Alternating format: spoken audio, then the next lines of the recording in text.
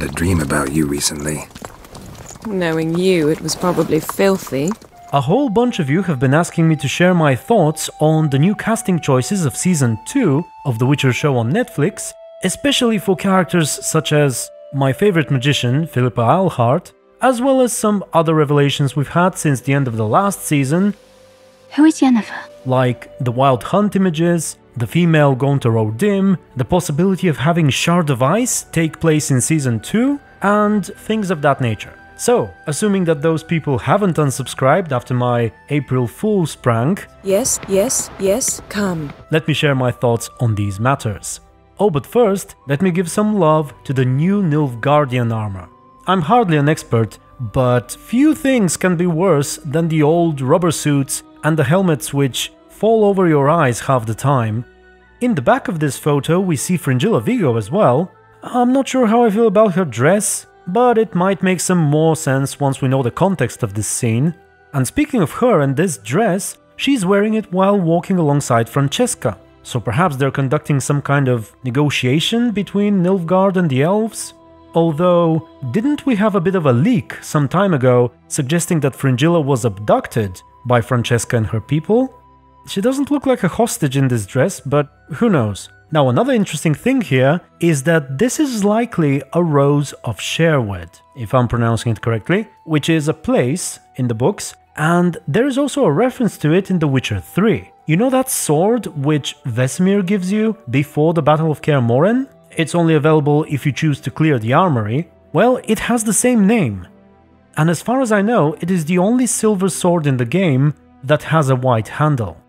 But back on topic. About pregnant Francesca herself, I think I'll wait and watch the show first before I comment on the whole pregnancy thing, because it seems like it could be a highly questionable choice, but I don't want to criticize it too early.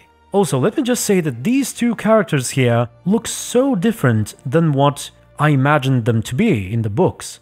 But moving on to Shard of Ice.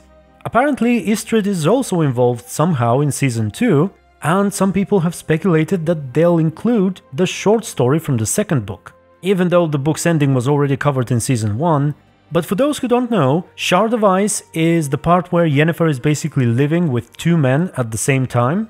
I mentioned it briefly in the April Fool's video, and if that is the case, if they truly include that, I am 90% certain that the story will take place in some kind of flashback, because it involves Geralt and Yennefer living together for some time, and I can't honestly think of a way to fit that in after Geralt has already found Ciri and is taking her to Kaer Morhen.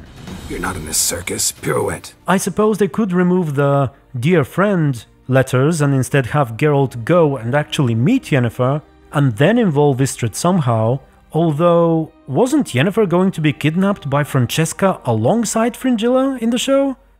Aha, I understand. At least I think I do.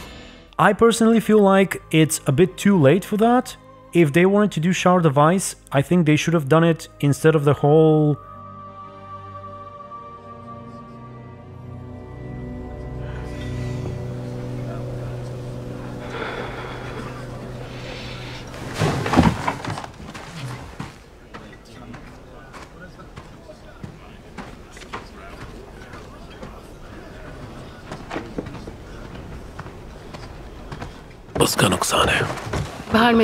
Okay, next up we have the female Gaunter O'Dim.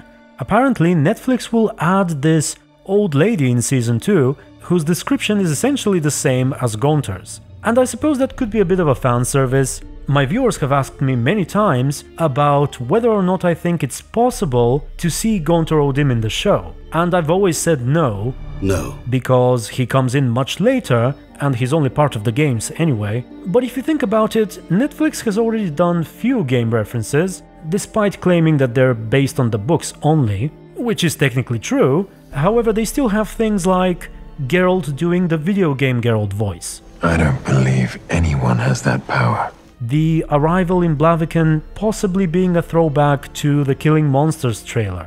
The fight with the Striga being almost a one-for-one recreation of the same fight in the first game. They name-dropped the Wild Hunt in the very first episode. If legend is true, the Wild Hunt's years behind the curve.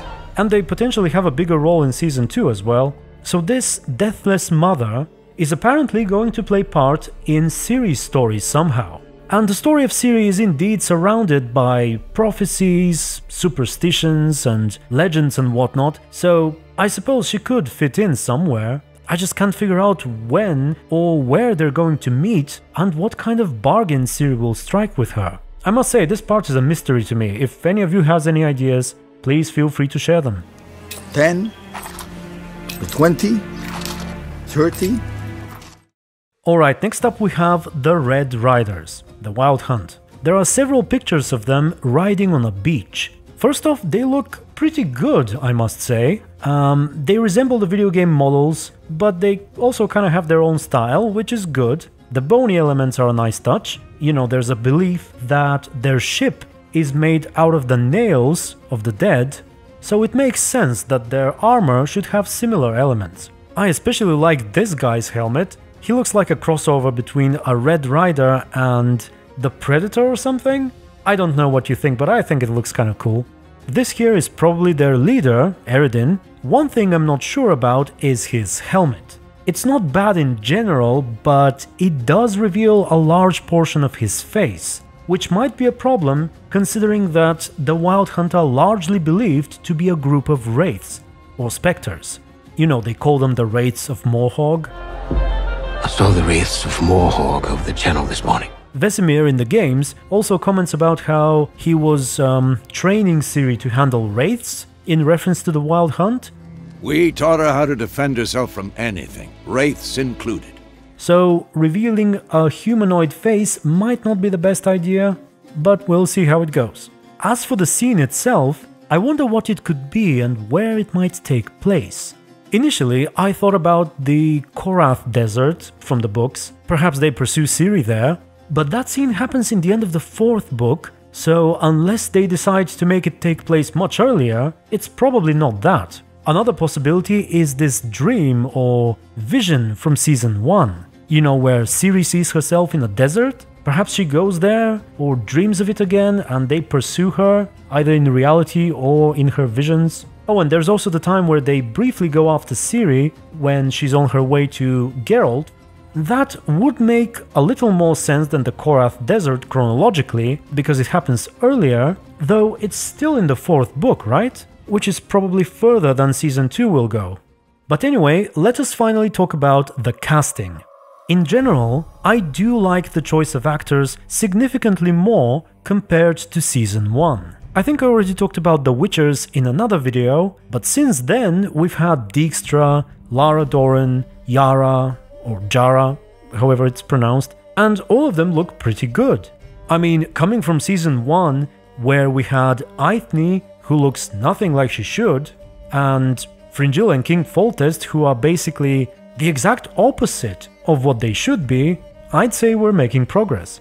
Oh, and they have Mother Nenneker as well, whom I thought was replaced by Triss. Originally, it was supposed to be her who tends to Geralt in this scene, not Triss. But it seems she will actually appear, which is good. She should have some nice exchanges with Yennefer at some point in Season 2. And back to Philippa again, I actually wonder how important of a character she'll be in general. She was supposed to take part in the Battle of Sodden, arguably an even more important part than Yennefer, yet she was nowhere to be seen. I even thought they killed her off at one point, but it turns out that it wasn't her, so she may not even be that important in the Netflix show. But still, let's talk about the choice of actress. She is alright, I guess. In terms of Philippa's appearance in the books, I must say my memory is not that fresh, but what I recall is dark hair, dark eyes, red lips, transparent nightgowns? Obviously beautiful, attractive and all that, which goes without saying for the northern sorceresses. In terms of personality, she's rather dominant, smart and cunning, doesn't really care about other people's feelings, she's also power-hungry, and she doesn't like men. In fact, she used to be heterosexual or at least bisexual, but has kind of grown out of her attraction towards men.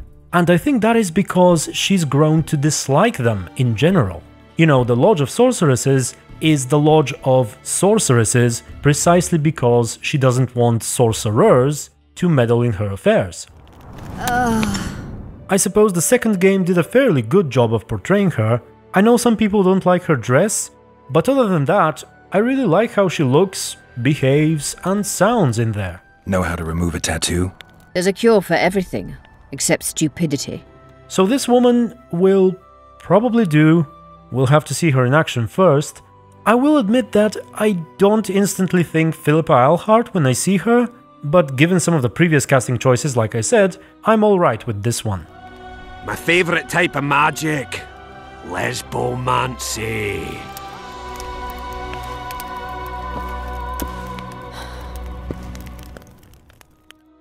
And in the end, I guess I gotta talk about skin color again, because a good amount of people who messaged me were upset with that particular feature of Philippa's actress. This is not my favorite topic to talk about on the internet, because many people tend to over-exaggerate things and basically accept one of two opinions on the matter. Either you've got absolutely zero criticism about it, you're not bothered by it whatsoever, anyone and everyone can be any race and any skin color in The Witcher, it doesn't matter one bit. Or you absolutely hate the fact that not every single person is white and you won't tolerate even a little bit of dark skin in a story about this world.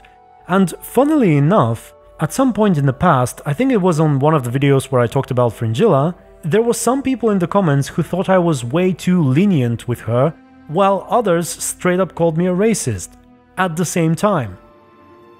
No idea where you got such a ridiculous notion. But anyway, if you've watched my reviews of the episodes, you'd know that I'm not terribly bothered by skin colors. What bothers me is that Yennefer has a bit of a juvenile look, and Triss looks like she's Yennefer's aunt. Now about Philippa, well, she is the oldest Redanian character in the books, and Redania has got to be the closest thing to Poland in this world, so it might have been a good idea to get an actress with Polish or at least Slavic origin to play Philippa, but I guess that may not have been as easy as I make it sound. Okay, before I end this video, let me go over why I'm bothered by Fringilla Vigo once again, real quick, because people will likely accuse me for it. So here's the thing. In the books, there is only one woman whose incredibly pale skin is an actual character trait.